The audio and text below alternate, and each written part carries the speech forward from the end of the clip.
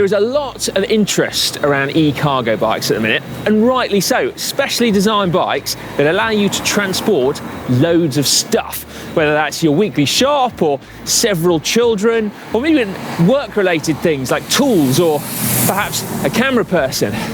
E-cargo bikes are great. Bikes that you can use instead of a car. And who wouldn't want that? Ride instead of drive, making getting around fun instead of a chore.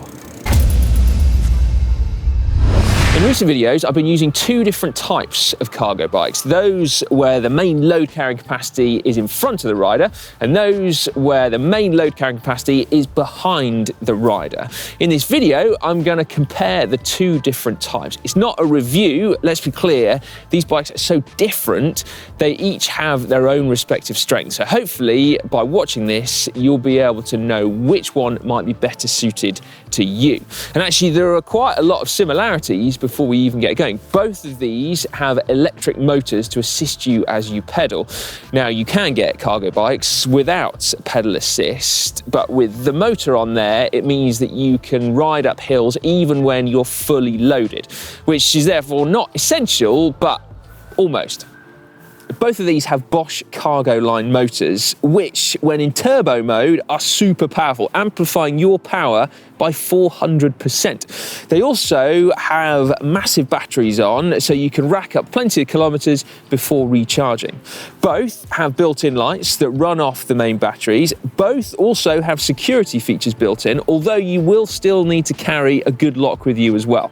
And in another nod to practicality, both of these also have full mudguards fitted, which is an absolute essential. And lastly, interestingly as well, I think, given the two different looks of these bikes, they're actually rated to be able to carry the same maximum gross weight. So 200 kilos, which has to include rider, bike, and also your cargo.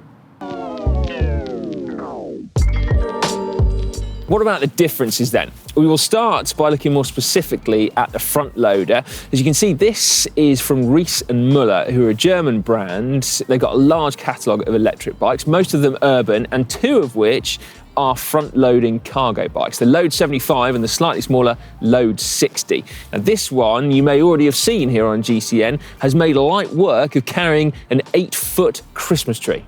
To be fair, the load-carrying strengths of a bike like this are not laying massively oversized objects over the top, but actually having a solid and large place to put things in. Very much like the boot of a car or the trunk of a car.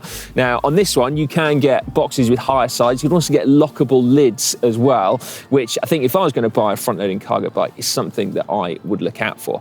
As you can see, a front-loading cargo bike is also a great place to transport children. There's 2 kids' seats in this one, both with harnesses. You can get up to 3 actually in a front loader. Depending on how many children you're carrying, I've found up to about 125, 130 centimeters tall. Seems to be about the maximum, but that's just based on personal experience. You can also get a little canopy that goes over the top to protect your children from rain and wind and snow and whatever else. And I gotta say, it looks so cool. Imagine how amazing would it be traveling around in that. You've got a little blanket going on in there, wind and rain lashing at it. I mean, I'd be frankly quite jealous if I was sat up there. Now, clearly, when you've got a big load carrying capacity at the front of the bike, it is going to be a little bit longer. So this one measures out at 1 minute. I'd say roughly 253.4 centimeters compared to a typical city bike, which is probably about 1.8 meters. The rear loader that I've got here is the Turn GSD, which is becoming something of an icon. It's perhaps not your typical rear loading cargo bike because it's built around much smaller wheels, just 20 inches, and it keeps the bike more compact, as you can see here. Although, actually, as we said, both bikes have additional features built in, like the fact that you can fold the handlebars down to help with storage. Also, the saddle will drop, and actually this one can be stored on its end, which is perfect if you live in an apartment, you've got nowhere to store your bike. This is also quite light for a cargo bike as well. And again, that's perhaps something to consider if access is an issue. There are a myriad of different ways of carrying things on this bike, but unlike the front loader, no one big solid space in which to put things. You do, however, have this on the back, which is called the clubhouse. It's designed for allowing you to safely transport 2 older kids, but you could also fit a crate in there that gives you some solid space, and you can still fit the panniers below. They can fit 52 litres in per side. And there's also another accessory you can get called a storm box, which fits on top of the panniers and gives you a total of 160 litres of space in one place. And then of course you've got your front rack too, which can carry another 20 kilos of weight and can be customized in various different ways.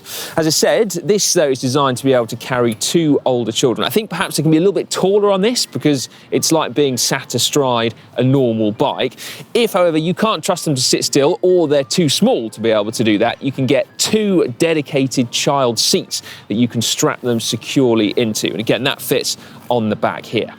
In total, both types of bike can probably carry a similar amount of stuff.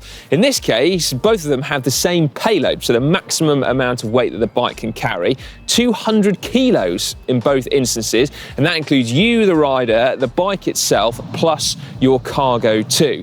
The difference then, I guess, is that the front loader in this instance can fit 3 children in as opposed to 2 on this one, and that front compartment is perhaps better suited for carrying larger, bulky items. But again, it has to be said, if you do want to carry large and bulky items, you can always fit a trailer onto either bike. It will quickly bolt straight on.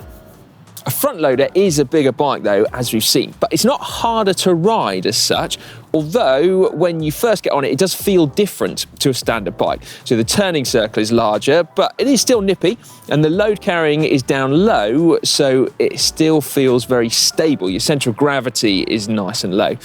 Very occasionally, on rubbish cycling infrastructure, you might get stuck on sections that are designed to stop mopeds, but fortunately, those seem to be few and far between, and increasingly fewer and further between. A rear loader, meanwhile, does feel more like a normal bike because, in this case, the dimensions are the same. Now, in conclusion, I do not think that one design, be it front loader, rear loader, or utility bike, is inherently better than the other. They're very different, and that's great. That's exactly what we need, choice and variety, because everyone's needs are going to be slightly different. I mean, do you have a garage or some dedicated bike storage where you can fit a larger bike, or do you live in an apartment? I mean, how much do you want to carry? What do you want to carry? If you've got kids, how many? How old? Everyone is going to have a slightly different agenda when they're looking to buy their bike. And so there's a few questions that you might want to ask yourselves. Unfortunately, I can't make the decision for you, but rest assured that any cargo bike I've ridden has been a lot of fun. And personally, I think that's the most important thing when you're bombing around town on it, as opposed to being stuck in your car. Now, if you already own a cargo bike, then make sure you get involved in the comment section as well. Let us know what you chose and why you chose it. I'd be super interested to hear your thoughts. Lastly, please give this video a big thumbs up if you've enjoyed it.